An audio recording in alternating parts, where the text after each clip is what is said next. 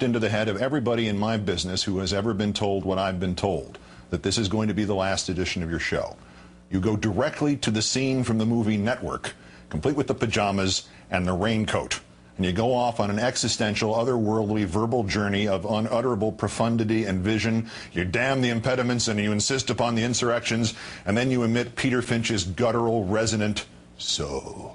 And you implore, you will the viewer to go to the window, open it, stick out his head and yell. Well, you know the rest. In the mundane world of television goodbyes, reality is laughably uncooperative. When I resigned from ESPN 13 and a half years ago, I was literally given 30 seconds to say goodbye at the very end of my last edition of SportsCenter.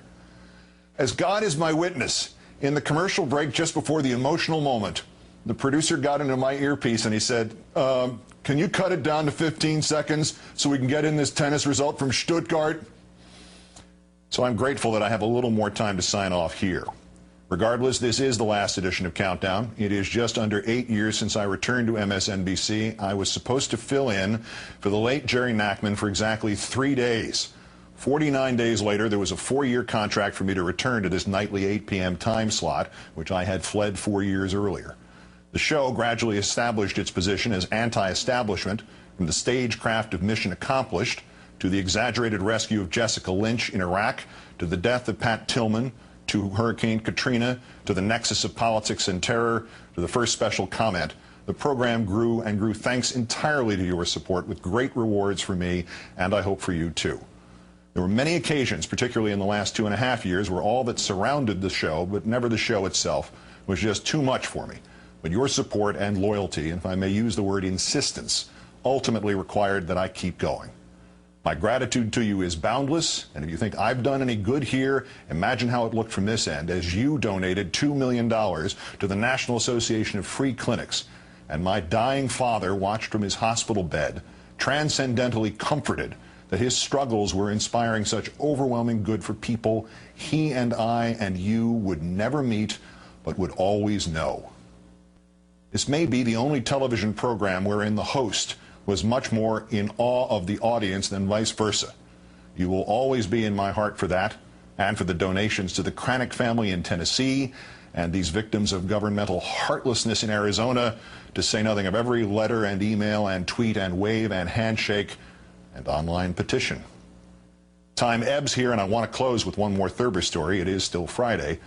So let me thank my gifted staff here and just a few of the many people here who fought with me and for me. Eric Sorensen, Phil Alonji, Neil Shapiro, Michael Weissman, the late David Bloom, John Palmer, Alana Russo, Monica Novotny, my dear friends Rachel Maddow and Bob Costas, and my greatest protector and most indefatigable cheerleader, the late Tim Russert. And now let me finish by turning again to this ritual of reading Thurber stories to you. I read these to my late father in the hospital last winter, and then to you at his specific suggestion.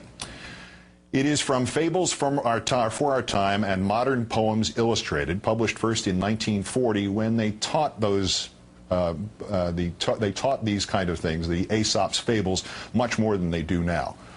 This one is called The Scotty Who Knew Too Much by James Thurber. Several summers ago, there was a Scotty who went to the country for a visit.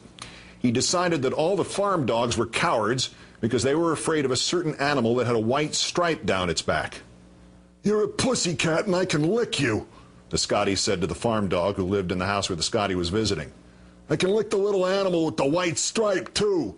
Show him to me." "Don't you want to ask any questions about him?" said the farm dog. "Nah," said the Scotty. "You ask the questions." So the farm dog took the Scotty into the woods and showed him the white-striped animal, and the Scotty closed in on him, growling and slashing. It was all over in a